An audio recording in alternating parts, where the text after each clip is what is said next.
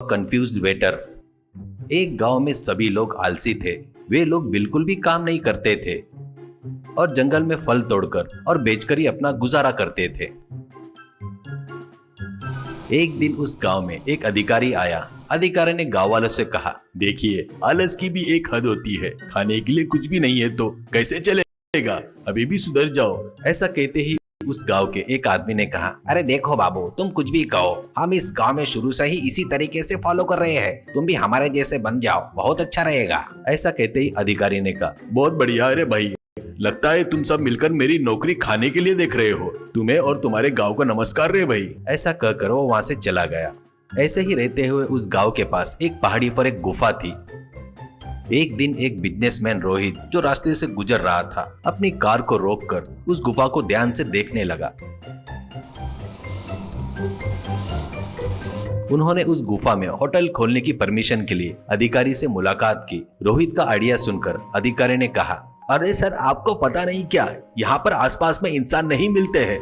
अगर आप कोशिश भी करते हो तो पास में एक गांव है, वहाँ के लोग बहुत आलसी है। अगर आप उन्हें काम पर रखा तो आप बर्बाद हो जाओगे।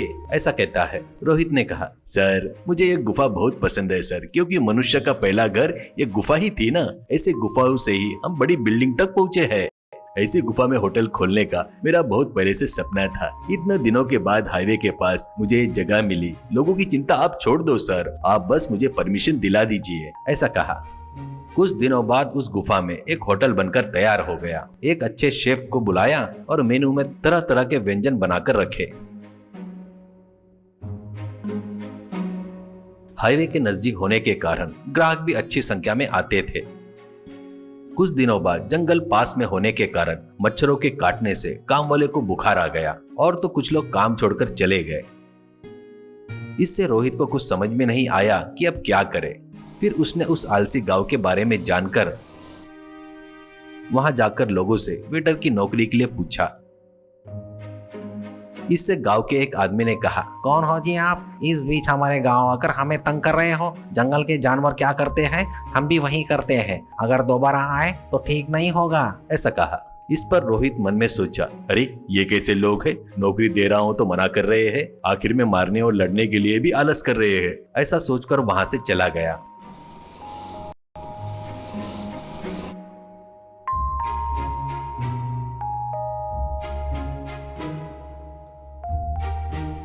इसके बाद गांव में राजू नाम का लड़का रोहित के पास आया। राजू ने रोहित से कहा, सर, इस बीच जंगल में खाना नहीं मिल रहा है सर। वो बुड्ढे लोग ही पूरा छीन कर खा रहे हैं। जंगल के बीच में जाकर लेकर आओ बोले तो हमें इतनी दूर जाने में बहुत आलस आ गया सर। इसलिए पहले मैं और मेरा दोस्त दोनों नौकरी के लिए आए हैं। आगे चलकर और भी लड़के आ सकते हैं सर। ऐसा कहा। फिर रोहित ने कहा, ठीक है, कोई बात नहीं। तुम दोनों ने अच्छा काम किया है। मैं गाँव जा रहा हूँ, एक हफ्ते में आऊंगा। हमारे शेफ जो कहेंगे वो सुनो और करो, ठीक है ना? ऐसा कहता है।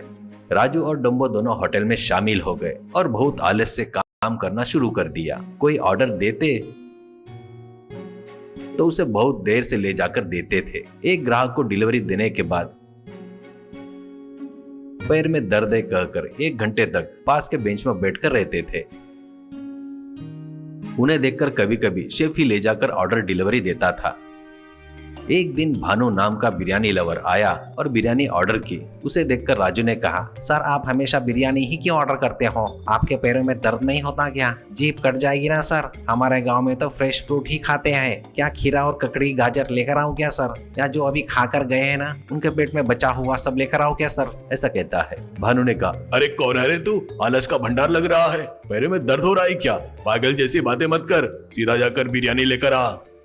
राजू कुछ नहीं कर पाने के कारण धीरे धीरे चलते हुए शेफ के पास जाकर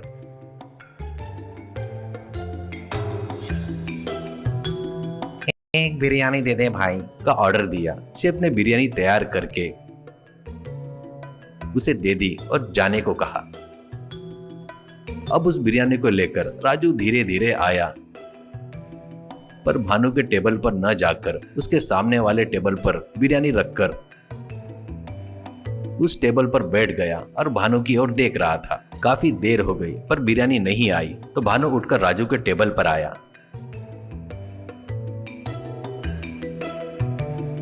भानु ने राजू से कहा, क्या है ये बिरयानी, को कितना समय लगेगा, अभी तक नहीं आई क्या, मेरा मुंह क्यों देख रहा है।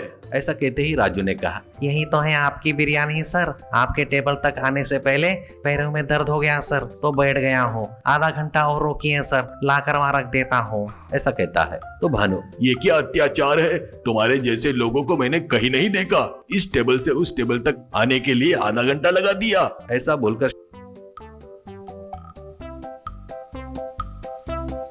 शेफ को बुलाकर राजू का किया धरा सब बता दिया। ये बात समझकर शेफ ने कहा, अरे सर माफ कीजिए सर, ये लड़का नया है सर, थोड़ा कंफ्यूज हो गया, एक बार के लिए जाने दीजिए सर। ऐसा कहा तो भानु ने कहा, क्या कंफ्यूज हो गया क्या, मैं अकेला इस होटल में हूँ, आधे घंटे से इस टेबल पर बिरयानी रखकर बैठा है, कम से कम मुझे लाकर भी नहीं दिया। अगर मैं ही लेकर आ जाता तो अब तक झटपट खाकर मेरा काम हो जाता था। इन लोगों को कहाँ से लाया रे, अगर ऐसा ही रहा तो तुम्हारा होटल बंद करना पड़ेगा।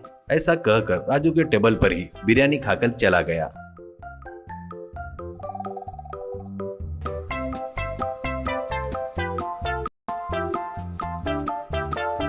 उसके बाद शेफ ने रोहित को सारी बात बता दी।